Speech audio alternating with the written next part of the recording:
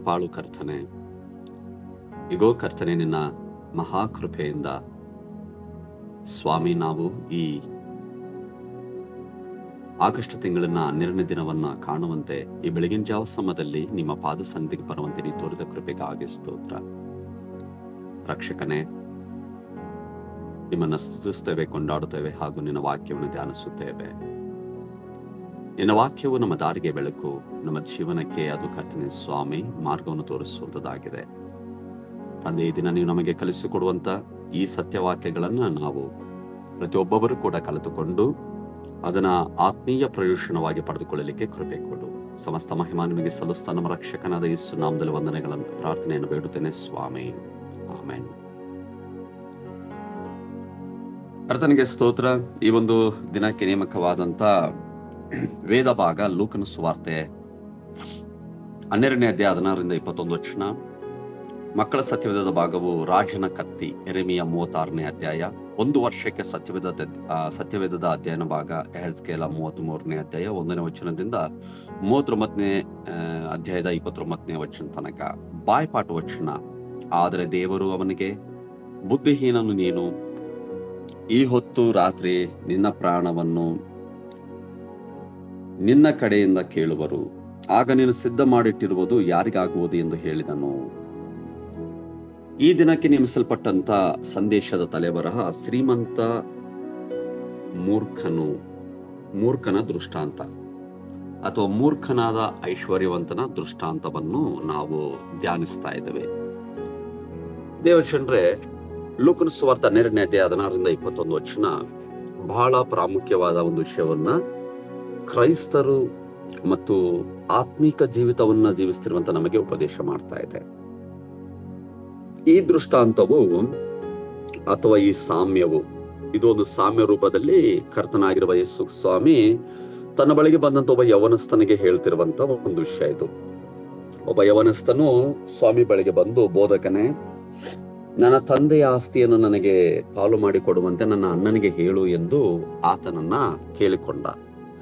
ಆದ್ರೆ 14ನೇ ವಚನದಲ್ಲಿ ಕರ್ತನ ಹೇಳ್ತಾನೆ, ಎಲ್ಲ ಮನುಷ್ಯ, ನನ್ನನ್ನು ನಿಮಗೆ ನ್ಯಾಯಾಧಿಪತಿಯನ್ನಾಗಿ ಅಥವಾ ಪಾಲು ಮಾಡುವವನನ್ನಾಗಿ ನೇಮಿಸಿದವರು ಯಾರು ಎಂದು ಅವನನ್ನು ಕೇಳಿದ.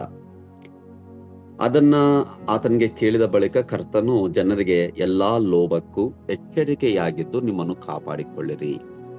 ಒಬ್ಬನಿಗೆ ಎಷ್ಟು ಆಸ್ತಿ ಇದ್ದರೂ ಅದು ಅವನಿಗೆ ಜೀವಾಧಾರವಾಗುವುದಿಲ್ಲ ಎಂದು ಹೇಳಿ ಒಂದು ಸಾಮ್ಯವನ್ನು ಹೇಳಿದನು. ದೇವಜನರೇ, ಸಂಪತ್ತಿನ ಬಗ್ಗೆ ಮಾತ್ರವಲ್ಲ, ದೇವರಿಲ್ಲದೆ ಬದುಕುವ ಮನೋಭಾವದ ಬಗ್ಗೆ ಬಹಳ ಆಳವಾದ ಎಚ್ಚರಿಕೆಯನ್ನು ಈ ಭಾಗ ನಮಗೆ ನೀಡ್ತಾ ಇದೆ. ಮೊದಲನೇದಾಗಿ 16ನೇ ವಚನದಲ್ಲಿ ನೋಡ್ರಿ, ಒಬ್ಬ ಐಶ್ವರ್ಯವಂತನ ಭೂಮಿಯು ಬಹಳ ಫಲಿಸ್ತಾ ಇದೆ. ಸ್ವಾಮಿಯಲ್ಲಿರುವಂತ ಜನರಿಗೆ ಎಲ್ಲಾ ವಿಧವಂತ ಲೋಭಕ್ಕೆ ಎಚ್ಚರಿಕೆಯಾಗಿರ್ರಿ ಎಂಬುದಾಗಿ ಹೇಳಿದ ಬಳಿಕ ಅವರಿಗೆ ಒಂದು ಸಾಮ್ಯವನ್ನು ಹೇಳ್ತಾರೆ. ಈ ಸಾಮ್ಯದಲ್ಲಿ ಒಬ್ಬ ಐಶ್ವರ್ಯವಂತನಿದ್ದಾನೆ, ಭೂಮಿ ಬಹಳ ಫಲಿಸ್ತಾ ಇದೆ, ಬೆಳೀತಾ ಇದೆ. ಅವನಿಗೆ ಭೂಮಿ ಇದೆ, ಭೂಮಿ ಬಹಳ ಬೆಳೀತಾ ಇದೆ, ಉತ್ತಮವಾದ ಫಸಲನ್ನ ದೇವರು ಕೊಟ್ಟರು. ಆ ಒಂದು ಐಶ್ವರ್ಯವಂತನಿಗೆ ಕೊರತೆ ಇರಲಿಲ್ಲ, ಅವನ ಹೊಲವು ಸಮೃದ್ಧಿಯಾಗಿ ಫಲಿಸಿತು. ಇಲ್ಲಿ ಗಮನಿಸಬೇಕಾದದ್ದು, ಸಂಪತ್ತು ಅಥವಾ ಸಮೃದ್ಧಿ ಸ್ವತಃ ಪಾಪವಲ್ಲ. ದೇವಜನರೇ, ದೇವರು ನಮಗೆ ಏನು ಕೊಟ್ಟಿದ್ದಾರೋ ಅದು ಪಾಪವಲ್ಲ. ದೇವರು ಕೊಟ್ಟ ಆಶೀರ್ವಾದವನ್ನು ಹೊಂದಿರುವುದು ತಪ್ಪಲ್ಲ. ಆದರೆ ಆ ಆಶೀರ್ವಾದದೊಂದಿಗೆ ನಾವು ದೇವರನ್ನು ಮರೆತು ಬಿಡುವುದು ಅಪಾಯ. 16ನೇ ವಚನದಲ್ಲಿ ನಾವು ನೋಡ್ತೇವೆ, ಒಬ್ಬನೊಬ್ಬ ಐಶ್ವರ್ಯವಂತನ ಭೂಮಿ ಚೆನ್ನಾಗಿ ಬೆಳೆಯಿತು, ಐಶ್ವರ್ಯವಂತನಿಗೆ ಚೆನ್ನಾಗಿ ಬೆಳೆಯಿತು. ಅದೇ ರೀತಿಯಾಗಿ ದೇವರು ನಮಗೆ ಕೊಟ್ಟಂತ ಸಂಪತ್ತು, ಈ ಲೌಕಿಕವಾದಂತ ಆಶೀರ್ವಾದಗಳು, ಅದು ತಪ್ಪಲ್ಲ, ಅದು ಪಾಪವೂ ಅಲ್ಲ. ಆದ್ರೆ ಆ ಆಶೀರ್ವಾದದೊಂದಿಗೆ ನಾವು ದೇವರನ್ನು ಮರೆತು ಬಿಡುವುದು ಅಪಾಯ. ಇಲ್ಲಿ ದೇವರು ಕೊಟ್ಟದ್ದನ್ನು ದೇವರಿಗಾಗಿ ಬಳಸದೆ ಇದು ನನ್ನದು ಎಂದುಕೊಳ್ಳುವ ಮನಸ್ಸು ಸಮಸ್ಯೆಯಾಗಿದೆ. ಇಲ್ಲಿ ಐಶ್ವರ್ಯವಂತನ ಬಗ್ಗೆ ನೋಡ್ರಿ, ಬಹಳ ಉತ್ತಮವಾದಂತ ಬೆಳೆ ಬಂದಿದೆ, ಆತನಿಗೆ ಚೆನ್ನಾಗಿ ಬೆಳೀತಾ ಇದೆ. ಈಗ ನಾವು ಮುಂದುವರಿಸಿ ನೋಡುವಾಗ 17ನೇ ವಚನದಲ್ಲಿ, ಆಗ ಅವನು ತನ್ನೊಳಗೆ, ಆ ಐಶ್ವರ್ಯವಂತನು, ನಾನೇನು ಮಾಡಲಿ, ನನ್ನ ಬೆಳೆಯನ್ನು ತುಂಬಿಡುವುದಕ್ಕೆ ನನಗೆ ಸ್ಥಳವಿಲ್ಲವಲ್ಲ ಎಂದು ಆಲೋಚಿಸಿ ಒಂದು ಕೆಲಸ ಮಾಡುತ್ತೇನೆ, ನನ್ನ ಕಣಜಗಳನ್ನು ಕೀಳಿಸಿ ಅವುಗಳಿಗಿಂತ ದೊಡ್ಡ ಕಣಜಗಳನ್ನು ಕಟ್ಟಿಸುವೆನು, ಅಲ್ಲಿ ನನ್ನ ಎಲ್ಲಾ ದವಸ ಧಾನ್ಯಗಳನ್ನು, ಸರಕುಗಳನ್ನು ತುಂಬಿಡುತ್ತೇನೆ ಎಂಬುದಾಗಿ ಹೇಳ್ತಾ ಇದ್ದಾನೆ. ದೇವಜನರೇ, ಆತನು ನನ್ನ ಕೊಟ್ಟಿಗೆಗಳನ್ನ ಕೆಡವಿ ಅಂದ್ರೆ ತುಂಬಾ ಹೊಲ ಬೆಳೆದಿದೆ, ಫಸಲು ಕೊಟ್ಟಿದೆ. ಆ ಬೆಳೆಯನ್ನ ಅಥವಾ ದವಸ ಧಾನ್ಯವನ್ನು ಇಡ್ಲಿಕ್ಕೆ ಆತನಿಗೆ ಈಗಾಗಲೇ ಇರುವಂತ ಗೋದಾಮ್ಗಳು ಅಥವಾ ಕೊಟ್ಟಿಗೆಗಳು ಸಾಕಾಗ್ತಾ ಇಲ್ಲ. ಅದಕ್ಕಾಗಿ ಅವುಗಳ ಚಿಕ್ಕವಿರಬಹುದು ಮೇ ಬಿ. ಅದನ್ನ ಆತನು ಕೆಡವಿ ಹಾಕಿ ದೊಡ್ಡವುಗಳನ್ನು ಕಟ್ತಾ ಇದ್ದಾನೆ. ದೊಡ್ಡವುಗಳನ್ನ ಅವನು ತನ್ನ ಸಮಸ್ಯೆಗೆ ಪರಿಹಾರವನ್ನು ಕಂಡುಕೊಂಡ್ನು. ನನ್ನ ಕೊಟ್ಟಿಗೆಗಳು ಸಾಕಾಗೋದಿಲ್ಲ, ದೊಡ್ಡ ಕೊಟ್ಟಿಗೆಗಳನ್ನು ಕಟ್ಟುತ್ತೇನೆ. ದೇವಜನರೇ, ಇಲ್ಲೊಂದು ವಿಷಯ ನೋಡ್ರಿ, ಅವನ ಯೋಜನೆಯಲ್ಲಿ ದೇವರು ಎಂಬ ಪದವೇ ಇರಲಿಲ್ಲ. ಅವನು ಯೋಚಿಸಿದ್ದು ನನ್ನ ಕೊಟ್ಟಿಗೆಗಳು, ನನ್ನ ಧಾನ್ಯ, ನನ್ನ ಆಸ್ತಿ, ನನ್ನ ಜೀವನ, ನನ್ನ ಭವಿಷ್ಯ. ಆದ್ರೆ ದೇವರ ದೃಷ್ಟಿಯಲ್ಲಿ ಅವನು ಮರೆತಿದ್ದ ಒಂದು ಸತ್ಯ ಇದೆ. ಅದೇನಂದ್ರೆ, ನನ್ನ ಜೀವನವು ದೇವರ ಕೈಯಲ್ಲಿದೆ ಅನ್ನೋದನ್ನ ಮರೆತು ಬಿಟ್ಟಿದ್ದ. ದೇವ್ರ ಬಗ್ಗೆ ಯೋಚನೆ ಮಾಡ್ತಾ ಇಲ್ಲ, ದೇವ್ರ ಬಗ್ಗೆ ಯೋಜನೆ ಮಾಡ್ತಾ ಇಲ್ಲ. ದೇವರೇ, ನೀನ್ ಕೊಟ್ಟಂತ ಈ ಆಹಾರ ಪದಾರ್ಥಗಳಿಗೆ, ದವಸ ಧಾನ್ಯಕ್ಕಾಗಿ ನಿನಗೆ ಸ್ತೋತ್ರ. ಕರ್ತನೆ, ನೀನು ಬಹಳಷ್ಟು ಸಾಕಾಗುವಷ್ಟು ಕೊಟ್ಟಿದ್ದಿ ಸ್ವಾಮಿ, ಇದನ್ನ ನಾನು ಏನು ಮಾಡ್ಲಿ ಸ್ವಾಮಿ ಅಂತ ಹೇಳ್ಬಿಟ್ಟು ಆತನ ಕೇಳ್ತಾ ಇಲ್ಲ ಮತ್ತು ದೇವರ ಮೇಲೆ ಆತನ ಭರವಸೆ ಇಡ್ತಾ ಇಲ್ಲ. ಜ್ಞಾನಪೂರ್ವಕವಾಗಿ ಭವಿಷ್ಯಕ್ಕಾಗಿ ಯೋಜಿಸುವುದು ತಪ್ಪಲ್ಲ, ಆದ್ರೆ ಯೋಜನೆ ಮಾಡುವಾಗ ದೇವರನ್ನು ಹೊರಗಿಟ್ಟು ಕೇವಲ ಹಣ, ಆಸ್ತಿ ಮತ್ತು ಭದ್ರತೆಯ ಮೇಲೆ ಭರವಸೆ ಇಡುವುದು ಆತ್ಮಿಕ ಅಪಾಯ ಆಗಿದೆ. ಹೌದು ದೇವಜನರೇ, ನಾವು ಯಾವುದೇ ಒಂದು ನಮ್ಮ ಭವಿಷ್ಯಕ್ಕಾಗಿ ಜ್ಞಾನಪೂರ್ವಕವಾಗಿ ಯೋಜಿಸುವ ತಪ್ಪಲ್ಲ, ಆದ್ರೆ ಯೋಜನೆ ಮಾಡುವಾಗ ದೇವರನ್ನು ಹೊರಗಿಟ್ಟು ಕೇವಲ ಹಣದ ಮೇಲೆ, ಆಸ್ತಿ ಮೇಲೆ ಮತ್ತು ಭದ್ರತೆಯ ಮೇಲೆ ಭರವಸೆ ಇಡುವುದು ಅದು ಆತ್ಮಿಕವಾದಂತ ಒಂದು ಅಪಾಯವಾಗಿದೆ. 19ನೇ ವಚನ ನಾವು ನೋಡ್ತೇವೆ. 3ನೇ ವಿಷಯ 19ನೇ ವಚನದಲ್ಲಿ ಅವನು ಆ ಐಶ್ವರ್ಯವಂತನು ದವಸ ಧಾನ್ಯಗಳನ್ನ, ಸರಕುಗಳನ್ನು ತುಂಬಿಟ್ಟು ತನ್ನ ಜೀವಾತ್ಮಕ್ಕೆ ಹೀಗೆ ಹೇಳ್ತಾ ಇದ್ದಾನೆ, ಜೀವವೇ, ಅನೇಕ ವರ್ಷಗಳಿಗೆ ಬೇಕಾದಷ್ಟು ಸರಕು ನಿನಗೆ ಬಿದ್ದದೆ, ವಿಶ್ರಮಿಸಿಕೋ, ಊಟ ಮಾಡು, ಕುಡಿ, ಸುಖ ಪಡು ಎಂದು ಹೇಳುವೆನು ಅಂದುಕೊಂಡನು. ಆ ಐಶ್ವರ್ಯವಂತನು ತನ್ನ ಆತ್ಮಕ್ಕೆ ಹೇಳ್ತಾ ಇದ್ದಾನ, ಅವನು ತನ್ನ ಆತ್ಮಕ್ಕೆ ಹೀಗೆ ಹೇಳ್ಕೊಳ್ತಾ ಇದ್ದಾನ, ನಿನಗೆ ಬಹಳ ವರ್ಷಗಳಿಗೆ ಬೇಕಾದಷ್ಟು ಸಂಪತ್ತಿದೆ, ವಿಶ್ರಾಂತಿ ತೆಗೆದುಕೋ, ತಿನ್ನು, ಕುಡಿ, ಸಂತೋಷ ಪಡು ಅಂತ ಹೇಳ್ತಾನೆ. ಇಲ್ಲಿ ದೊಡ್ಡ ತಪ್ಪು ಏನಂದ್ರೆ, ಅವನು ತನ್ನ ಆತ್ಮದ ಅಗತ್ಯವನ್ನು ಭೌತಿಕ ವಸ್ತುಗಳಿಂದ ತುಂಬಲು ಪ್ರಯತ್ನಿಸ್ತಾ ಇದ್ದಾನ. ತನ್ನ ಆತ್ಮಿಕ ಅಗತ್ಯವನ್ನ ಭೌತಿಕ ವಸ್ತುಗಳಿಂದ ತುಂಬಲು ಪ್ರಯತ್ನಿಸ್ತಾ ಇದ್ದಾನ. ಅವನು, ನಿನಗೆ ಬಹಳ ವರ್ಷಗಳಿಗೆ ಬೇಕಾದಷ್ಟು ಸಂಪತ್ತಿದೆ, ವಿಶ್ರಾಂತಿ ತೆಗೆದುಕೋ, ತಿನ್ನು, ಕುಡಿ, ಸಂತೋಷ ಪಡ ಅಂತ ಹೇಳ್ಬಿಟ್ಟು ಆತನು ಹೇಳ್ತಾ ಇದ್ದಾನ. ದೇವಜನರೇ, ಹಣವು ಮನೆ ಕೊಡಬಹುದು, ಆದರೆ ಶಾಂತಿಯನ್ನು ಖರೀದಿಸಲು ಸಾಧ್ಯವಿಲ್ಲ. ಆಸ್ತಿ ಭದ್ರತೆಯ ಭಾವನೆ ಕೊಡಬಹುದು, ಆದರೆ ಜೀವನದ ಖಚಿತತೆಯನ್ನು ಕೊಡಲು ಸಾಧ್ಯವಿಲ್ಲ. ಸಂಪತ್ತು ದೇಹದ ಅಗತ್ಯತೆಗಳನ್ನು ಪೂರೈಸುವುದು, ಆದರೆ ಆತ್ಮದ ಅಗತ್ಯವನ್ನು ಪೂರೈಸುವುದಿಲ್ಲ. ಮನುಷ್ಯನ ಆತ್ಮಕ್ಕೆ ದೇವರೇ ಬೇಕು. ಆತನು ತನ್ನ ಆ ಒಂದು ಭೌತಿಕವಾದಂತ ವಸ್ತುಗಳಲ್ಲಿ ಅಥವಾ ಆ ದವಸ ಧಾನ್ಯದಲ್ಲಿ, ಆ ಶ್ರೀಮಂತಿಕೆಯಲ್ಲಿ ಭರವಸೆ ಬಿಟ್ಟು ಆತನು ಆ ರೀತಿಯಾಗಿ ಭಾವಿಸ್ಕೊಳ್ತಾ ಇದ್ದಾನ. ಆ ರೀತಿಯಾಗಿ ಭಾವಿಸ್ಕೊಳ್ಳುವಂತೆ ಕಾರ್ಯ ಆಗ್ತಾ ಇದೆ. ಅಲ್ಲಿ ನಾವು ಇಲ್ಲಿ ಕಲ್ತುಕೊಳ್ಳಬೇಕಾದದ್ದು ಏನಂದ್ರೆ ದೇವಜನರೇ, ಇವ್ಯಾವು ಕೂಡ ನಮಗೆ ಖಚಿತತೆಯನ್ನ, ಭದ್ರತೆಯನ್ನ, ಒಂದು ಶಾಂತಿಯನ್ನ ಕೊಡಲು ಸಾಧ್ಯವಿಲ್ಲ. ಆದ್ರೆ ದೇವರು ಮಾತ್ರ ನಮಗೆ ಬೇಕು. ದೇವರೇ ನಮಗೆ ಇವೆಲ್ಲವನ್ನ ಕೊಟ್ಟು, ದೇವರು ನಮ್ಮನ್ನ ಆತನು ಆಶೀರ್ವದಿಸಲಿಕ್ಕೆ ಶಕ್ತನಾಗ. ದೇವರು ಬೇಕು ನಮಗೆ. 4ನೇದಾಗಿ ನಾವು ನೋಡಿದ 20ನೇ ವಚನದಲ್ಲಿ, ಆದ್ರೆ ದೇವರವನಿಗೆ, ಬುದ್ಧಿಹೀನನು ನೀನು, ಈ ಹೊತ್ತು ರಾತ್ರಿ ನಿನ್ನ ಪ್ರಾಣವನ್ನು ನಿನ್ನ ಕಡೆಯಿಂದ ಕೇಳುವರು, ಆಗ ನೀನು ಸಿದ್ಧ ಮಾಡಿಟ್ಟಿರುವುದು ಯಾರಿಗಾಗುವುದು ಎಂದು ಹೇಳಿದನು. 20ನೇ ವಚನ ಬಹಳ ಪ್ರಾಮುಖ್ಯವಾದ ವಚನ. ಮೂರ್ಖನೇ, ಈ ರಾತ್ರಿಯೇ ನಿನ್ನ ಪ್ರಾಣವನ್ನು ನಿನ್ನಿಂದ ಕೇಳುವರು. ದೇವಜನರೇ, ಈ ಒಂದು ದೃಷ್ಟಾಂತದ ಅಥವಾ ಈ ಸಾಮ್ಯದ ಒಂದು ಅತ್ಯಂತ ಗಂಭೀರವಾದಂತ ಭಾಗ 20ನೇ ವಚನ. ಅವನು ಬಹಳ ವರ್ಷಗಳು ಅಂದುಕೊಂಡ. ಅಲ್ಲಿ ಹೇಳ್ತಾನೆ ನೋಡ್ರಿ 20ನೇ ವಚನದಲ್ಲಿ, ಅನೇಕ ವರ್ಷಗಳಿಗೆ ಬೇಕಾದಷ್ಟು ಸರಕು ನಿನಗೆ ಬಿದ್ದದೆ. ಅನೇಕ ವರ್ಷಗಳಿಗೆ ಬೇಕಾದಷ್ಟು ಸರಕು ನಿನಗೆ 19ನೇ ವಚನದಲ್ಲಿ ಆತನ ಅದನ್ನು ಹೇಳಿದ. 19ನೇ ವಚನದಲ್ಲಿ ನಾವು ಅದನ್ನು ನೋಡ್ತೇವೆ. ಬಹಳ ವರ್ಷಗಳಿಗೆ ಅಂತ ಹೇಳ್ಬಿಟ್ಟು ಹೇಳ್ತಾ ಇದ್ದಾನೆ. ಆದ್ರೆ 20ನೇ ವಚನದಲ್ಲಿ ದೇವರು ಆತನ ಹತ್ರ ಮಾತಾಡ್ತಾನೆ. ಆದ್ರೆ ದೇವರು ಈ ರಾತ್ರಿಯೇ ಅಂತ ಹೇಳ್ಬಿಟ್ಟು ಹೇಳ್ತಾನೆ. ಈ ರಾತ್ರಿಯೇ. ಬುದ್ಧಿಹೀನನು ನೀನು, ಈ ಹೊತ್ತು ರಾತ್ರಿ ನಿನ್ನ ಪ್ರಾಣವನ್ನು ನಿನ್ನ ಕಡೆಯಿಂದ ಕೇಳುವರು, ಆಗ ನೀನು ಸಿದ್ಧ ಮಾಡಿಟ್ಟಿರುವುದು ಯಾರಿಗಾಗುವುದು ಎಂದು ಹೇಳಿದನು. ಆ ಐಶ್ವರ್ಯವಂತನ ಲೆಕ್ಕಾಚಾರದಲ್ಲಿ ಭವಿಷ್ಯ ಅವನ ಕೈಯಲ್ಲಿತ್ತು, ಆದ್ರೆ ನಿಜವಾದ ಜೀವನದ ಸಮಯ ದೇವರ ಕೈಯಲ್ಲಿದೆ. ದೇವಚಂದ್ರ, ದೇವರಿಗೆ ಸ್ತೋತ್ರ. ಮನುಷ್ಯನ ನಿಜವಾದಂತ ಜೀವನ ದೇವರ ಜೀವನದ ಸಮಯ ಅದು ಬಹಳ ವರ್ಷಗಳ ಅಥವಾ ಇವತ್ತು ರಾತ್ರಿ, ಈ ದಿನದ ರಾತ್ರಿನ, ಅದು ನಮ್ಮ ಕೈಲಿಲ್ಲ, ದೇವರ ಕೈಯಲ್ಲಿ. ಇಲ್ಲಿ ಮೂರ್ಖ ಎಂದಿರುವುದು ಅವನಿಗೆ ವಿದ್ಯೆ ಇರಲಿಲ್ಲ ಎಂಬ ಅರ್ಥ ಅಲ್ಲ. ದೇವರ ಬುದ್ಧಿಹೀನ ನೀನ್ ಅಂತ ಹೇಳ್ಬಿಟ್ಟು ಹೇಳಿದ್ರಲ್ಲ, ಅಂದ್ರೆ ಮೂರ್ಖ ನೀನು. ಅವನಿಗೆ ವಿದ್ಯೆ ಇರಲಿಲ್ಲ ಅಂತ ಹೇಳ್ಬಿಟ್ಟು ಅರ್ಥ ಅಲ್ಲ. ಆದ್ರೆ ಅವನು ದೇವರನ್ನು ಲೆಕ್ಕಿಸದ ಜೀವನವನ್ನು ನಡೆಸಿದ ಆತ್ಮಿಕ ಮೂರ್ಖ. ಐಶ್ವರ್ಯವಂತನು ದೇವರನ್ನ ಲಕ್ಷಿಸಲಿಲ್ಲ. ಅವನು ದೇವರನ್ನ ಲೆಕ್ಕಿಸಲಿಲ್ಲ. ಸೃಷ್ಟಿ ಮಾಡಿದಂತ ದೇವರನ್ನ ಬಿಟ್ಟು ಆತನು ಜೀವಿಸ್ತಾ ಇದ್ದಾನೆ. ಅದಕ್ಕೋಸ್ಕರವಾಗಿ ಅವನ ಆತ್ಮಿಕ ಮೂರ್ಖವಾಗಿದ್ದಾನೆ. ದೇವಜನರಲ್ಲಿ ಒಂದು ಮುಖ್ಯ ಪಾಠ, ನಮ್ಮ ಬಳಿ ಎಷ್ಟು ಇದೆ ಎಂಬುದಕ್ಕಿಂತ ನಾವು ಯಾರಿಗಾಗಿ ಬದುಕುತ್ತಿದ್ದೇವೆ ಎಂಬುದು ಮುಖ್ಯ.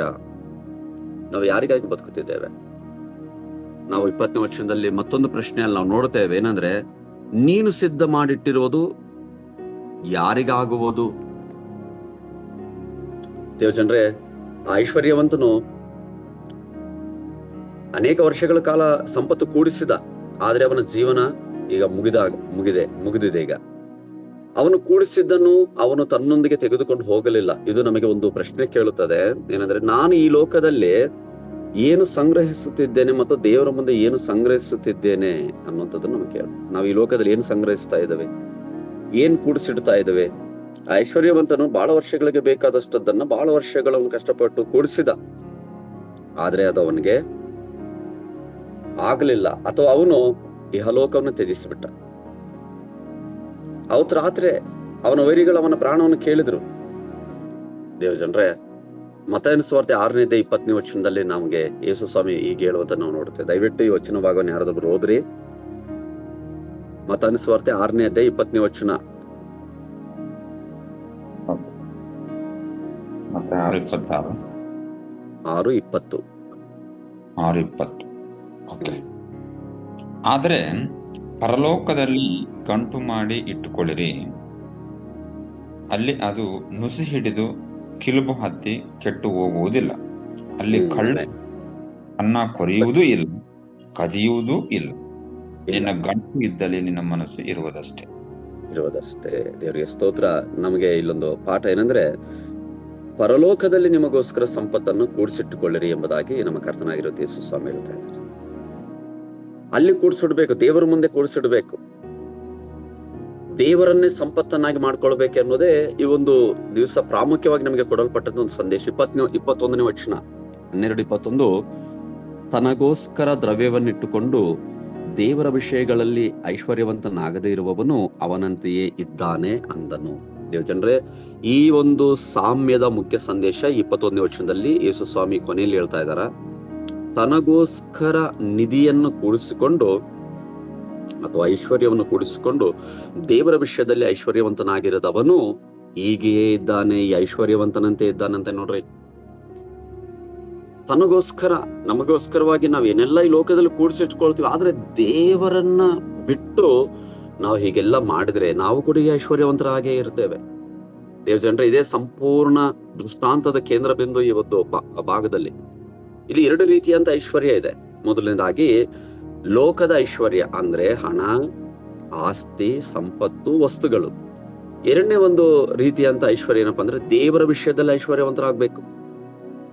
ಪ್ರಾರ್ಥನೆ, ದೇವರ ವಾಕ್ಯ, ದೇವರ ಪ್ರೀತಿ, ಇತರರಿಗೆ ಸೇವೆ, ದೇವರ ರಾಜ್ಯಕ್ಕಾಗಿ ಕೊಡುಗೆ, ಕ್ರಿಸ್ತನಲ್ಲಿ ನಂಬಿಕೆ, ಇವು ದೇವರ ವಿಷಯದಲ್ಲಿ ಐಶ್ವರ್ಯ ಆಗೋದು. ಅಂದ್ರೆ ದೇವರ ವಿಷಯದಲ್ಲಿ ಐಶ್ವರ್ಯ ಆಗೋದು ಅಂದ್ರೆ ಇವ ಪ್ರಾರ್ಥನೆ ಮಾಡುವವರಾಗಿರ್ಬೇಕು, ದೇವರ ವಾಕ್ಯವನ್ನು ಧ್ಯಾನಿಸುವವರಾಗಿರಬೇಕು, ಮತ್ತು ದೇವರ ವಾಕ್ಯದ ತಾತ್ಪರ್ಯ ಪ್ರೀತಿಯಾಗಿದೆ. ಪ್ರೀತಿಯನ್ನ ನಾವು ಧರಿಸಿಕೊಂಡವರಾಗಿ ಮತ್ತು ಪ್ರೀತಿಯನ್ನ ನಾವು ಪ್ರಕಟಿಸುವವರು ಮತ್ತು ಅದರಂತೆ ಜೀವಿಸುವವರಾಗಿರ್ಬೇಕು, ಮತ್ತು ಇತರರಿಗೆ ಸೇವೆ ಮಾಡುವವರಾಗಿರ್ಬೇಕು. ಯಾವಾಗಲೂ ನಾನು ನನ್ನದು ಅಂತ ಹೇಳ್ಬಿಟ್ಟು ಸ್ವಕಾರ್ಯಗಳಲ್ಲಿ, ಲೌಕಿಕವಾದಂತ ಒಂದು ಕಾರ್ಯಗಳನ್ನು ಕೂಡಿಸಿಕೊಳ್ಳುವುದರಲ್ಲಿ ನಾವು ನಿರತರಾಗಿರದೆ ದೇವರ ವಿಷಯದಲ್ಲಿ ಐಶ್ವರ್ಯವಂತರಾಗಬೇಕು, ಮತ್ತು ದೇವರ ರಾಜ್ಯಕ್ಕಾಗಿ ನಾವೇನಾದ್ರೂ ಒಂದು ಕೊಡುಗೆ ಕೊಡಬೇಕು, ಸುವಾರ್ತೆಯನ್ನು ಸಾರುವವರಾಗಿರಬೇಕು. ಕರ್ತನಲ್ಲಿ ಪ್ರೀತಿಯುಳ್ಳ ದೇವಚನರೇ, ದೇವರ ಸೇವಕರೇ, ಹಿರಿಯರೇ, ಯವನಸ್ಥರೇ, ಸಹೋದರಿಯರೇ, ಪ್ರತಿಯೊಬ್ಬೊಬ್ರು ಕೂಡ ದೇವರ ರಾಜ್ಯಕ್ಕಾಗಿ ನಾವು ಏನಾದ್ರೂ ಒಂದು ಕೊಡುಗೆ ಕೊಡಬೇಕು, ಸುವಾರ್ತೆ ಸಾರಬೇಕು. ನಾವು ಕೇವಲ ಸುವಾರ್ತೆಯ ಮೂಲಕವಾಗಿ ರಕ್ಷಣೆ ಹೊಂದಿ ಪರಲೋಕ ರಾಜ್ಯಕ್ಕೆ ಬಾಧ್ಯಸ್ಥರಾಗಿ ದೇವರ ಮಕ್ಕಳಾಗಿದ್ದೇವೆ, ಅದನ್ನ ನಮ್ಮಲ್ಲೇ ಇಟ್ಕೊಂಡು ಕೂತ್ಕೋಬಾರ್ದು. ಅದು ಹರಿಯುವ ನೀರಿನಂತೆ. ಮತ್ತು ಇನ್ನೊಬ್ಬರಿಗೆ ನಾನು ಕಳೆದ ಒಂದು ದಿನಮಾನದಲ್ಲಿ ಒಂದು ಕಡೆ ಸೇವೆಗೆ ಹೋಗಿದಾಗ ಅಲ್ಲಿ ಒಂದು ಕುಟುಂಬ ಮೊದಲು 20 ವರ್ಷಗಳಿಂದ ಕರ್ತನನ್ನು ನಂಬಿತ್ತು. ಆ ಒಂದು ಕುಟುಂಬದ ಮೂಲಕವಾಗಿ ಆ ಊರಿನಲ್ಲಿ 15 ಕುಟುಂಬಗಳು ಕರ್ತನನ್ನು ಕಂಡುಕೊಂಡಿದ್ದಾವೆ. 15 ಅಂದ್ರೆ ಹೆಚ್ಚು ಕಮ್ಮಿ ಸುಮಾರು 60ರಿಂದ 70 ಜನರು ಕರ್ತನನ್ನ ಒಂದು ಕುಟುಂಬದ ಮೂಲಕವಾಗಿ ಕಂಡುಕೊಂಡು ದೇವರ ಮಕ್ಕಳಾದ್ರಲ್ವಾ. ಹಾಗೆ ನಮ್ಮ ಕೊಡುಗೆ ದೇವರ ವಿಷಯದಲ್ಲಿ ಐಶ್ವರ್ಯವಂತರಾಗಬೇಕು, ಸೇವೆ ಮಾಡಿ ದೇವರ ರಾಜ್ಯಕ್ಕಾಗಿ ಕೊಡುಗೆ ಕೊಡಬೇಕು. ಮತ್ತು ಕ್ರಿಸ್ತನಲ್ಲಿ ನಂಬಿಕೆ, ಯೇಸು ನಮಗೆ ಸಂಪತ್ತನ್ನು ತ್ಯಜಿಸು ಎಂದು ಮಾತ್ರ ಹೇಳುತ್ತಿಲ್ಲ, ಸಂಪತ್ತು ನಮ್ಮ ಹೃದಯದ ದೇವರಾಗದಂತೆ ಎಚ್ಚರ ವಹಿಸುತ್ತಿದ್ದನಾತ. ಸಂಪತ್ತೇ ನಮ್ಮ ಹೃದಯದ ದೇವರಾಗಿರಬಾರದು, ಸಂಪತ್ತು ನಮ್ಮ ಹೃದಯದ ದೇವರಾಗದಂತೆ ನಾವು ಎಚ್ಚರ ವಹಿಸಬೇಕು. ಇಹಲೋಕದ ಸಂಪತ್ತನ್ನ ನಾವು ಪ್ರೀತಿಸಬಾರದು ದೇವಚಂದ್ರ, ಅದನ್ನು ದೇವರ ರಾಜ್ಯಕ್ಕಾಗಿ ಖರ್ಚು ಮಾಡಬೇಕು. ನಿನ್ನೆ ಒಂದು ನ್ಯೂಸ್ ಓದ್ತಾ ಇದ್ದೆ, ಯಾರೋ ಒಬ್ರು 5 ಲಕ್ಷ ಹಣವನ್ನ ಅವರು ಒಂದು ಪ್ಲಾಸ್ಟಿಕ್ ಕವರ್ ಅಲ್ಲಿ ಹಾಕಿ ಒಂದು ನೆಲದಲ್ಲಿ ಹೂತಿಕ್ಕು ಅದನ್ನ ಕಾಪಾಡ್ಬೇಕಂತ ಹೇಳ್ಬಿಟ್ಟು ಪ್ರಯತ್ನ ಮಾಡಿದ್ದಾರೆ. ಸ್ವಲ್ಪ ದಿನ ಆದ್ಮೇಲೆ ತೆಗೆದು ನೋಡಿದ್ರೆ ಗದ್ದಲು ಹಿಡಿದು ಎಲ್ಲ 5 ಲಕ್ಷ ಹಣ ಏನಾಗಿದೆ ಪೂರ್ತಿ ಅದು ಗದ್ದಲು ಹಿಡಿದು ಎಲ್ಲ ಒಂದು ಕಿತ್ತು ಹೋಗಿ ಹರಿದು ಹೋಗಿಬಿಟ್ಟಿದೆ. ಅದನ್ನ ಒಂದು ನೋಟು ಕೂಡ ಅದರಲ್ಲಿ ಖರ್ಚು ಮಾಡಕ್ ಆಗುದಿಲ್ಲ. ದೇವಜನರೇ, ಇಹಲೋಕದ ಒಂದು ಸಂಪತ್ತಿನ ಮೇಲೆ ಅಲ್ಲ ನಮ್ಮ ಮನಸ್ಸು. ನಾವು ದೇವರ ವಿಷಯದಲ್ಲಿ ಐಶ್ವರ್ಯವಂತರಾಗಬೇಕು. ಅದನ್ನೇ ಸ್ವಾಮಿ ಕರ್ತನ್ ಹೇಳ್ತಾ ಇದ್ದಾರೆ, ತನಗೋಸ್ಕರ ದ್ರವ್ಯವನ್ನಿಟ್ಟುಕೊಂಡು ದೇವರ ವಿಷಯಗಳಲ್ಲಿ ಐಶ್ವರ್ಯವಂತನಾಗದಿರುವವನು ಅವನಂತೆಯೇ ಇದ್ದಾನೆ. ಈ ವಾಕ್ಯದಿಂದ ನಾವು ಕೆಲವು ಪಾಠಗಳಿದ್ದಾವೆ. ನನ್ನದು ಎಂಬ ಮನೋಭಾವದಿಂದ ದೇವರು ಕೊಟ್ಟದ್ದು ಎಂಬ ಮನೋಭಾವಕ್ಕೆ ಬರ್ಬೇಕು. ನಾವು ನಮ್ಮಲ್ಲಿರುವ ಪ್ರತಿಯೊಂದು ಒಳ್ಳೆಯದಕ್ಕೂ ದೇವರಿಗೆ ಕೃತಜ್ಞತರಾಗಿರ್ಬೇಕಂತೆ. ಏನೇ ಒಂದು ಪಾಠ, ಭೌತಿಕ ಭದ್ರತೆಯ ಮೇಲೆ ಮಾತ್ರ ಭರವಸೆ ಇಡಬೇಡಿ. ಬ್ಯಾಂಕ್ ಬ್ಯಾಲೆನ್ಸ್ ನಮ್ಮ ಭವಿಷ್ಯವನ್ನು ಖಚಿತಪಡಿಸುವುದಿಲ್ಲ, ನಮ್ಮ ಭವಿಷ್ಯ ದೇವರ ಕೈಯಲ್ಲಿದೆ ಅನ್ನುವಂಥದ್ದನ್ನ ನಾವು ತಿಳಿದುಕೊಳ್ಳಬೇಕು. 3ನೇ ಒಂದು ಪಾಠ, ನಾಳೆಗಾಗಿ ಯೋಜಿಸಿ, ಆದ್ರೆ ದೇವರನ್ನು ಬಿಟ್ಟು ಯೋಜಿಸಬೇಡಿ. ಈ ಐಶ್ವರ್ಯವಂತನು ದೇವರನ್ನು ಬಿಟ್ಟು ಯೋಜಿಸ್ತಾ ಇದ್ದಾನೆ. ನನಗೆ ಬೇಕಾದಷ್ಟು ಆಹಾರ, ದವಸ ಧಾನ್ಯ, ಆಸ್ತಿ, ಸಂಪತ್ತು ಸಿಕ್ಕಿದೆ, ಇದನ್ನ ನಾನು ಏನ್ ಮಾಡ್ಲಿ? ದೇವರನ್ನು ಬಿಟ್ಟು, ದೇವರೇ ನಾನು ಏನ್ ಮಾಡ್ಲಿ ಅಂದ್ರೆ ಸರಿಯಾಗಿರುತ್ತೆ, ಆದ್ರೆ ನಾನೇನ್ ಮಾಡ್ಲಿ? ದೇವಜನರ ಯಾಕೋಬನ ಪತ್ರಿಕೆ 4ನೇ ಅಧ್ಯಾಯ 15ನೇ ವಚನ ಹೀಗೆ ಹೇಳ್ತಾ ಇದೆ, ಕರ್ತನ ಚಿತ್ತವಿದ್ರೆ ನಾವು ಬದುಕಿ ಇದನ್ನು ಅಥವಾ ಅದನ್ನು ಮಾಡುವೇವೆ ಅಂತ ಹೇಳ್ಬಿಟ್ಟು ಹೇಳುವವರಾಗಿರ್ಬೇಕು. ನಾವು ಕರ್ತನ ಚಿತ್ತ ಇದ್ರೆ ಈ ಐಶ್ವರ್ಯವಂತನಂತೆ ಯೋಚಿಸಬಾರದು. ಮತ್ತೊಂದು ಆತ್ಮಿಕ ಪಾಠ, ಸಂಪತ್ತನ್ನು ಸಂಗ್ರಹಿಸುವುದಕ್ಕಿಂತ ದೇವರೊಂದಿಗೆ ಸಂಬಂಧವನ್ನು ಬೆಳೆಸಬೇಕು. ಸಂಪತ್ತನ್ನು ಸಂಗ್ರಹಿಸುವುದಕ್ಕಾಗಿ ಇವತ್ತು ದಿವಸದಲ್ಲಿ ಗಳಿಸುವುದಕ್ಕಾಗಿ ಇವತ್ತು ದಿವಸ ಮನುಷ್ಯರು ನೋಡಿ ಖಂಡಾಂತರಗಳನ್ನು ದಾಟಿ ಹೋಗ್ತಾ ಇದಾರ. ಕ್ರೈಸ್ತರು ಕೂಡ ಈ ತಪ್ಪು ಮಾಡ್ತಾ ಇದಾರ. ಹೋಗೋದು ತಪ್ಪಲ್ಲ, ಆದ್ರಲ್ಲಿ ಹೋಗಿ 5 ವರ್ಷ 3 ವರ್ಷ 10 ವರ್ಷ ದೇವರನ್ನೇ ಬಿಟ್ಟು ಪ್ರಾರ್ಥನೆ ಇಲ್ಲ, ಆರಾಧನೆ, ಬರೀ ಸಂಪಾದನೆ. ಇದು ಬಹಳ ಅಪಾಯ. ಸಂಪತ್ತನ್ನು ಸಂಗ್ರಹಿಸುವುದಕ್ಕಿಂತ ದೇವರೊಂದಿಗೆ ಸಂಬಂಧವನ್ನು ಬೆಳೆಸಿರಿ. ಒಂದು ದಿನ ಲೋಕದ ಎಲ್ಲವನ್ನೂ ಬಿಟ್ಟು ಹೋಗಬೇಕಾಗುತ್ತೆ, ಆದ್ರೆ ದೇವರೊಂದಿಗೆ ಹೊಂದಿರುವ ಸಂಬಂಧವೇ ಶಾಶ್ವತವಾದದ್ದು. ಮತ್ತೊಂದು ವಿಷಯ, ನಾವು ಇಲ್ಲಿ ಆತ್ಮಿಕ ಪಾಠ ಏನಂದ್ರೆ, ದೇವರ ವಿಷಯದಲ್ಲಿ ಐಶ್ವರ್ಯವಂತರಾಗಿರಿ. ನಮ್ಮ ಸಮಯ, ಸಾಮರ್ಥ್ಯ, ಹಣ, ಪ್ರೀತಿ ಮತ್ತು ಜೀವನವನ್ನು ದೇವರ ರಾಜ್ಯಕ್ಕಾಗಿ ಬಳಸ್ಬೇಕು. ನಾವು ದೇವರ ರಾಜ್ಯಕ್ಕಾಗಿ ಒಂದು ಅವಕಾಶ ದೇವರು ನಮ್ಮೆಲ್ಲರಿಗೂ ಕೊಟ್ಟಿದ್ದಾರೆ. ದೇವರ ರಾಜ್ಯಕ್ಕಾಗಿ ನಮ್ಮ ಒಂದು ಸಮಯವನ್ನು ಸದ್ಬಳಕೆ ಮಾಡ್ಕೊಳ್ಬೇಕು. ಸಾಮರ್ಥ್ಯವನ್ನು ದೇವರ ರಾಜ್ಯಕ್ಕಾಗಿ ಉಪಯೋಗ ಮಾಡ್ಬೇಕು. ಹಣವನ್ನ ದೇವರ ಸೇವೆಗಾಗಿ ಉಪಯೋಗ ಮಾಡ್ಬೇಕು. ಹಳೆ ಒಡಂಬಡಿಕೆಯಲ್ಲಿ ದಶಮ ಭಾಗವನ್ನ ದೇವರ ಸೇವೆಗೆ ಕೊಡಬೇಕಂತ ಹೇಳ್ಬಿಟ್ಟು ಇದೆ. ಆದ್ರೆ ಹೊಸ ಒಡಂಬಡಿಕೆಯಲ್ಲಿ ನಾವು ನೋಡ್ತೇವೆ ದೇವಜನರೇ, ಆದಿ ಕ್ರೈಸ್ತರು ತಮ್ಮದೆಲ್ಲವನ್ನ ಮಾರಿ ದೇವರ ರಾಜ್ಯ ಅಭಿವೃದ್ಧಿಗೋಸ್ಕರವಾಗಿ ಅವರು ಕೊಡ್ತಾ ಇದ್ರು, ಉಪಯೋಗ ಮಾಡ್ತಾ ಇದ್ರು. ಅವರು ಇವತ್ತನ್ನು ಕ್ರೈಸ್ತರಿಗೆ ಹಣದ ಮೇಲೆ, ಸಂಪತ್ತಿನ ಮೇಲೆ ಬಹಳ ಆಸೆ, ಪ್ರೀತಿ. ದೇವಜನರೇ, ಅದ್ರ ಮೇಲೆಲ್ಲ ಇರ್ಬೇಕಾದದ್ದು ದೇವರ ರಾಜ್ಯಕ್ಕಾಗಿ ಅದನ್ನು ಉಪಯೋಗ ಮಾಡ್ಬೇಕು. ಇಲ್ಲೊಂದು ಪ್ರಶ್ನೆ, ನನ್ನ ಕೊಟ್ಟಿಗೆಗಳು ತುಂಬಿವೆ. ಐಶ್ವರ್ಯವಂತನ ಹೇಳ್ತಾನೆ, ನನ್ನ ಕೊಟ್ಟಿಗೆಗಳು ತುಂಬಿದವೆ. ಆದ್ರೆ ನಾವಿತ್ತು ದಿವಸದಲ್ಲಿ ಕೇಳಿಕೊಳ್ಳೋಣ ನಮ್ಮನ್ನ ನಾವು ಪ್ರಶ್ನೆ, ನನ್ನ ಹೃದಯ ದೇವರಿಂದ ತುಂಬಿದೆಯೋ? ಆ ವ್ಯಕ್ತಿಯ ಕೊಟ್ಟಿಗೆಗಳು ತುಂಬಿದವು, ಆದ್ರೆ ಆತ್ಮ ಖಾಲಿಯಾಗಿತ್ತು. ಅದಕ್ಕಾಗಿ ಲೂಕನು 12ನೇ ಅಧ್ಯಾಯ 16-21 ವಚನ ನಮಗೆ ಒಂದು ಸಂದೇಶ ನೀಡ್ತದೆ. ಜೀವನದ ಮೌಲ್ಯವು ನಮ್ಮ ಬಳಿ ಎಷ್ಟು ಇದೆ ಎಂಬುದರಲ್ಲಿ ಇಲ್ಲ, ದೇವರ ಮುಂದೆ ನಾವು ಎಷ್ಟು ಐಶ್ವರ್ಯವಂತರಾಗಿದ್ದೇವೆ ಅನ್ನೋದರಲ್ಲಿದೆ. ಈ ಮೂರ್ಖನಾದ ಐಶ್ವರ್ಯವಂತನಾಗಿ ಅಂತ ಇರದೆ ನಾವು ದೇವರು ಹೇಳಿದಂತ ಆತನ ವಿಷಯದಲ್ಲಿ ನಾವು ಐಶ್ವರ್ಯವಂತರಾಗಿರ್ಬೇಕು. ದೇವಜನರೇ, ನಾವು ಕಲ್ತ್ಕೊಳ್ಳೋಣ. ಇವತ್ತೊಂದು ದಿವಸದ ಮಿಷನರಿ ಜೀವನ ಚರಿತ್ರೆ ಹೆನ್ರಿ ಡ್ರಮಂಡ್ ಎಂಬುದಾಗಿ. ಹೆನ್ರಿ ಡ್ರಮಂಡ್ ಇವರು ಆಗಸ್ಟ್ 1851 ಸ್ಕಾಟ್ಲೆಂಡ್ನಲ್ಲಿ ಜನಿಸಿದರು. ಇವರು ಬಾಲ್ಯದಿಂದಲೇ ವಿಜ್ಞಾನ ಗಣಿತ ಮತ್ತು ಪ್ರಕೃತಿಯ ಅಧ್ಯಯನದಲ್ಲಿ ವಿಶೇಷ ಆಸಕ್ತಿಯನ್ನು ಹೊಂದಿದ್ರಂತೆ. ಇವರು ತಮ್ಮ ಶಿಕ್ಷಣವನ್ನ ಎಡನ್ಬರ್ಗ್ ಯೂನಿವರ್ಸಿಟಿಯಲ್ಲಿ ಮಾಡಿದರು. ಆದರೆ ಅವರ ಜೀವನದಲ್ಲಿ ವಿಜ್ಞಾನಕ್ಕಿಂತಲೂ ದೇವರ ಸೇವೆಯ ಆಸೆ ಹೆಚ್ಚು ಬಲಗೊಂಡಿತ್ತಂತೆ. ಹೆನ್ರಿ ಡ್ರಮಂಡ್ ಇವರು ಫ್ರೀ ಚರ್ಚ್ ಆಫ್ ಸ್ಕಾಟ್ಲೆಂಡ್ನ ಸೇವೆಗೆ ತಮ್ಮನ್ನು ಸಿದ್ಧಪಡಿಸಿಕೊಂಡ್ರು. ಹೆನ್ರಿ ಇವರು ಡಿ.ಎಲ್. ಮೂಡಿ ಅವರ ಸ್ವಾರ್ಥ ಸೇವೆಯಲ್ಲಿ ಭಾಗವಹಿಸಿದರು. 1870 ದಶಕದಲ್ಲಿ ಡಿ.ಎಲ್. ಮೂಡಿ ಮತ್ತು ಇರಾ ಡಿ ಸ್ಯಾಂಕ್ರಿ ಇವರು ನಡೆಸುತ್ತಿದ್ದ ಸ್ವಾರ್ಥ ಪುನರುಜ್ಜೀವನ ಸಭೆಗಳಿಂದ ಡ್ರಮಂಡ್ ಬಹಳವಾಗಿ ಪ್ರಭಾವಿತರಾದರು.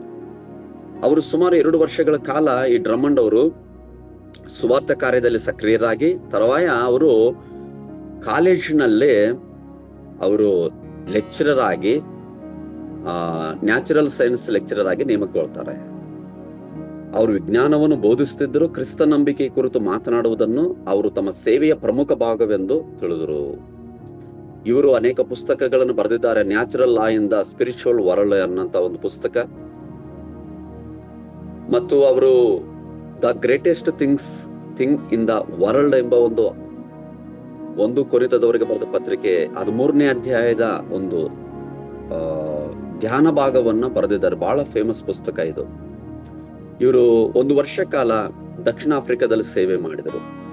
1883-84 ತನಕ ಅವರಲ್ಲಿನ ಪ್ರಕೃತಿ ಜನಜೀವನ ಮತ್ತು ಪರಿಸರವನ್ನು ಗಮನಿಸುತ್ತಾ ಕ್ರೈಸ್ತ ಸೇವೆಯಲ್ಲೂ ತೊಡಗಿದ್ದರು. ಅವರ ಆಫ್ರಿಕಾ ಅನುಭವಗಳಿಂದ ನಂತರ ಟ್ರಾಪಿಕಲ್ ಆಫ್ರಿಕಾ ಎಂಬ ಪ್ರಕೃತಿಯನ್ನ ಅವರು ಪ್ರಕಟಿಸಿದರು. ದೇವಜನರೇ, ಇವರು ತನ್ನ 1890 ಅವರ ಆರೋಗ್ಯ ಹದಗೆಡ್ತಾ ಇತ್ತಂತೆ. ಅವರು ಎಲುಬಿನ ಕ್ಯಾನ್ಸರ್ನಿಂದ ಬಳಲ್ತಾ ಇದ್ರು. 11 ಮಾರ್ಚ್ 1897 ಅವರು ಇಂಗ್ಲೆಂಡಿನಲ್ಲಿ ಅವರು ಮೃತ ಹೊಂದಿದ್ರು. ದೇವಜನರೇ, ಹೆನ್ರಿ ಡ್ರಮಂಡ್ ಅವರ ಜೀವನದಿಂದ ಕೆಲವೊಂದು ಪಾಠಗಳೇನೆಂದ್ರೆ, ಜ್ಞಾನವನ್ನ ದೇವರ ಸೇವೆಗೆ ಬಳಸಬೇಕು ನಾವು. ಅವರು ವಿಜ್ಞಾನವನ್ನು ಕಲಿತರೆ ಆದ್ರೆ ತಮ್ಮ ಜ್ಞಾನವನ್ನು ದೇವರ ರಾಜ್ಯದ ಸೇವೆಯಿಂದ ಬೇರ್ಪಡಿಸಲಿಲ್ಲ. 2ನೇ ಒಂದು ಪಾಠ ಏನಂದ್ರೆ, ಅವಕಾಶ ಬಂದಾಗ ಸುವಾರ್ತೆ ಸೇವೆ ಮಾಡಬೇಕು. ಮೂಡಿ ಅವರೊಂದಿಗೆ ಕೆಲಸ ಮಾಡುವ ಅವಕಾಶವನ್ನು ಅವರು ದೇವರ ಸೇವೆಯಾಗಿ ಸ್ವೀಕರಿಸಿದರು. ಹೆನ್ರಿ ಡ್ರಮಂಡ್ ಅವರು ನೋಡ್ರಿ, 3ನೇ ಪ್ರೀತಿಯೇ ಕ್ರೈಸ್ತ ಜೀವನದ ಹೃದಯ, 1 ಕೊರಿಂಥದವರಿಗೆ ಬರೆದ ಪತ್ರಿಕೆ 13ನೇ ಅಧ್ಯಾಯದಿಂದ ಅವರು ಒಂದು ಪುಸ್ತಕವನ್ನು ಬರೆದಿದ್ದಾರೆ. ಪ್ರೀತಿಯೇ ಕ್ರೈಸ್ತ ಜೀವನದ ಹೃದಯ ಅಂತ ಹೇಳ್ಬಿಟ್ಟು. 4ನೇದಾಗಿ, ದೂರದ ಸ್ಥಳಗಳಲ್ಲಿ ದೇವರ ಸೇವೆ ಮಾಡಬಹುದು. ಇತ್ತೀಚಿನ ದಿನಮಾನಗಳಲ್ಲಿ ಕೆಲವರು ದೇವರ ಸೇವೆ ಅಂದ್ರೆ ಇಲ್ಲೇ ನಮ್ಮೂರಲ್ಲೇ ಮಾಡೋದೇ ಅಂತ ಹೇಳ್ಬಿಟ್ಟು ಅಂದ್ಕೊಂಡಿದ್ದಾರೆ. ಮಾಡ್ಬೇಕು, ಅಲ್ಲೂ ಕೂಡ ಮಾಡ್ಬೇಕು.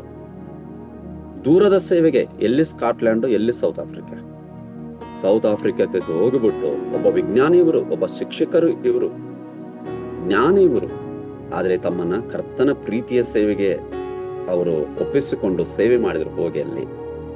ಕೊನೆಯದಾಗಿ, ಜೀವನ ಚಿಕ್ಕದಾದರೂ ಪ್ರಭಾವ ದೊಡ್ಡದಾಗಬಹುದು. ಇವರು ಕೇವಲ 45 ವರ್ಷ ಮಾತ್ರ ಅವರು ಈ ಲೋಕದಲ್ಲಿ ಜೀವಿಸಿದ್ದು. ಆದ್ರೆ ಅವರು 45 ವರ್ಷಗಳ ಜೀವನದಲ್ಲೇ ಸುವಾರ್ತಿಕ, ಶಿಕ್ಷಕ, ಮಿಷನರಿ ಮತ್ತು ಲೇಖಕರಾಗಿ ದೀರ್ಘಕಾಲದ ಪ್ರಭಾವ ಬೀರಿದರು.